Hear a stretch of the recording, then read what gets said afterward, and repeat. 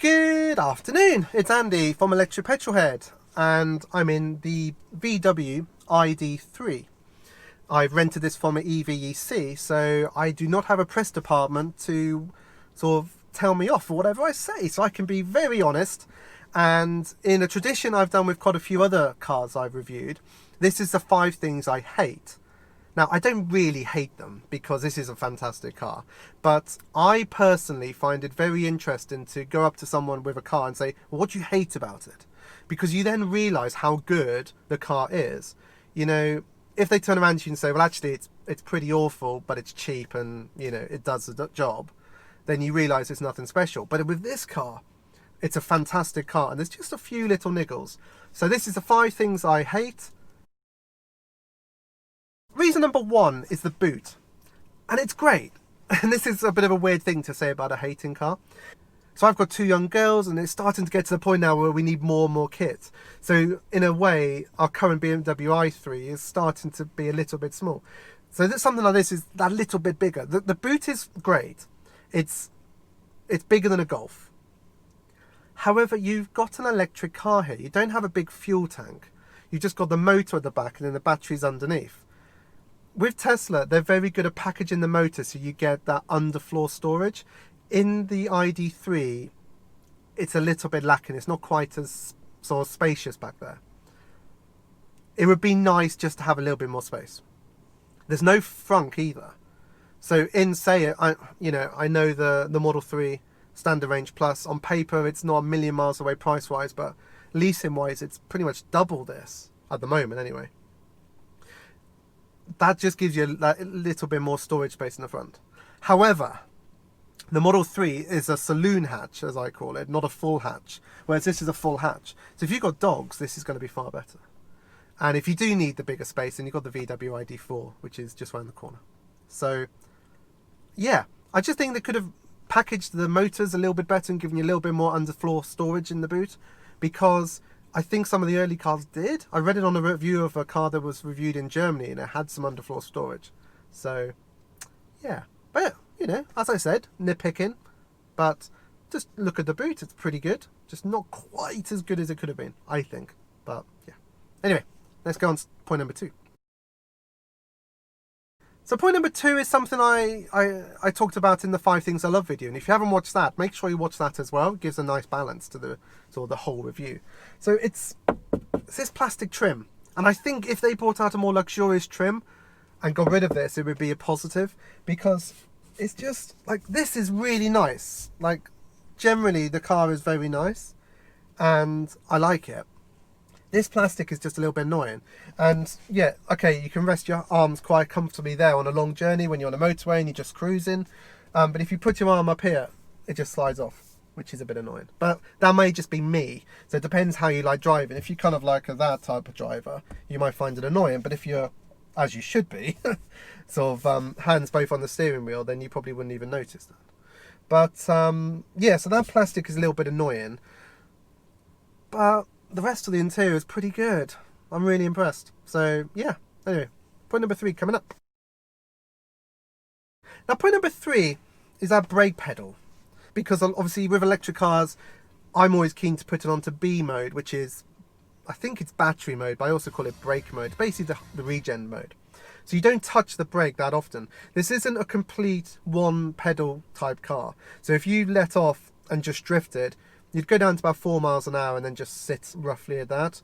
So other cars will take you right to a stop. This doesn't. But the brake pedal is just, I don't know if it's over servoed or if it's a regen kicking in and just pushing back. But sometimes when you're braking, you just feel a bit of feedback that doesn't translate to what you're seeing on the road. As the title of this channel, Electric Petrolhead, implies, I am a petrolhead. I like cars. I like cars that feel good to drive. And you're always going to have a bit of a payoff between a very sort of authentic brake pedal and regen and all the other things that a modern car has. You're never going to get a Lotus, a Lease type feel. However, there's just some parts I just get a little bit of feedback. And I've spoken to other people and some people talk about it, some people don't. So it's probably something that most people wouldn't notice, but I suppose because of my petrolhead background, I sort of notice these things. But just have a look at it. You know, like I said, this is a nitpicking 5 things I hate, because this is a really, really, really good car. Point number 4 on my 5 things I hate about this car. The tech is so close to being right. And I actually quite like, you know, the way this sort of swipes around. And you go into a setting and it's got a menu. The problem is, I've had a Tesla. And I'm probably going to buy another Tesla. And the technology in that is just so much more intuitive than this is. It's really close to being good. I just think it's a shame that they've kind of not gone all the way down one way or the other. So what you've got is you've got the main screen, which gives you all the information, which is great. But you've then got these sort of haptic buttons on the next level down, and then another layer here. And this is quite good in that it's like your shortcuts, but they don't always work. So you've got to press it a few times. And this is one of the things that people criticize Tesla for, is you've got to go down into menus. And if you're having to press the button 3 or 4 times just to get the menu to come up, that's quite frustrating. So if you press, you know, if you go to the sort of the home page and go to driver assist, it doesn't come up straight with a menu. It comes up with a kind of like an advert for IQ Drive. And you sort of go, well, I don't really want to see an advert. I need to sort of turn something on or off. So that part of it's quite frustrating. And you sort of think, why not just simplify it?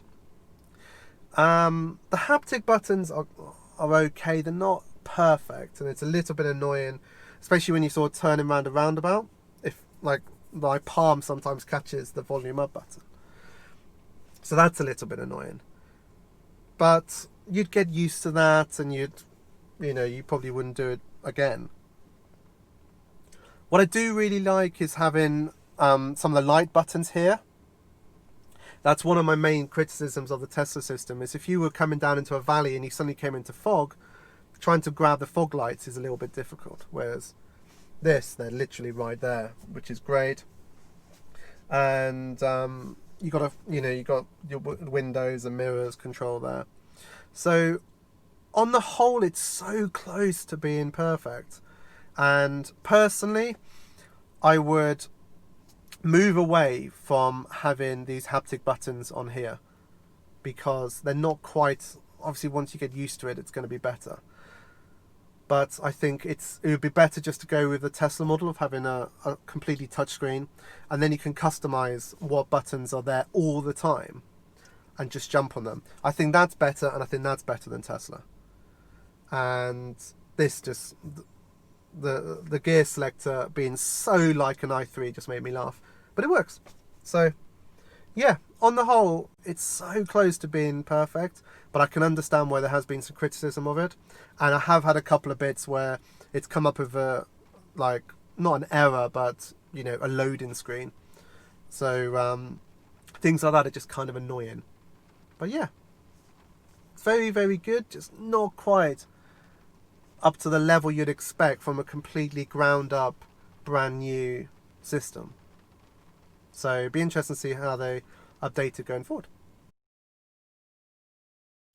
Point number 5 is a negative, but it's going to happen, isn't it? I just think this car deserves more performance. Someone said to me, so how do you find it compared to the i3? The i3 just feels sort of faster and nippier. And obviously Tesla's a lot faster. This feels like you should be sub 5 seconds to 60. The size of it, the handling, you know, you feel that it's a really well made car. So I feel that the chassis deserves the power to give it sub 5 seconds. And that's coming. I'm sure of it. You know, there's a longer range model coming probably next year, 2021 now. In the future, they're going to do an ID3R or ID3 GTI or something like that. And that would be a really good car. If they could undercut, because obviously the Tesla Model 3 Performance is the one that people would think of in roughly this size of car. But if you could if you could make a sort of a 45, 50 grand ID3R, sub 5 second 0 to 60, comfortable 300 mile range, I think that would be absolutely fantastic. And that would be a really, really cool car, because the chassis deserves it. I'm really impressed with how this handles. So not really a negative, as this is a review of the first edition. The performance is completely adequate. You just feel that when you're accelerating, there should be a little bit more play to the accelerator and go into the next layer of performance, and there's nothing there. You just put your foot flat to the floor, and it's nippy and great. So 0 to 30, 0 to 60s are okay, but beyond that, there's not really the performance there. However, it flowed down some back roads beautifully last night. I was really impressed. So if you can put aside the sort of straight line speed, get it moving on some back roads, and the chassis and the wheel drive and the low battery sort of giving you a really good low center of gravity. Yeah, it's great. I'm very impressed. So even though this is 5 things I hate, I've just said I'm very impressed. What's that to tell you about it? So yeah. So, in summary, I've said the 5 things I hate. I honestly think that most of them are going to be sorted out really easily. There'll be some better trim options, get rid of this sort of plastic, because the rest of the interior deserves a little bit sort of better. They'll keep updating the software. I hope they do over-the-air upgrades. It'd be a real shame if they don't. Other than that, it's such a fantastic car, and I'm really, really impressed with it.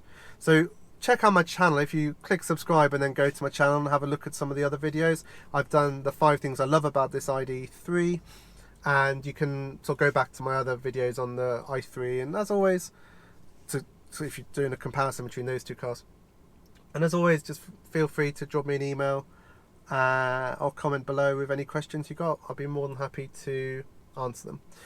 If you're interested in driving one, which I highly recommend, you can go to a VW dealer, but I personally rented this from the EVEC in Milton Keynes.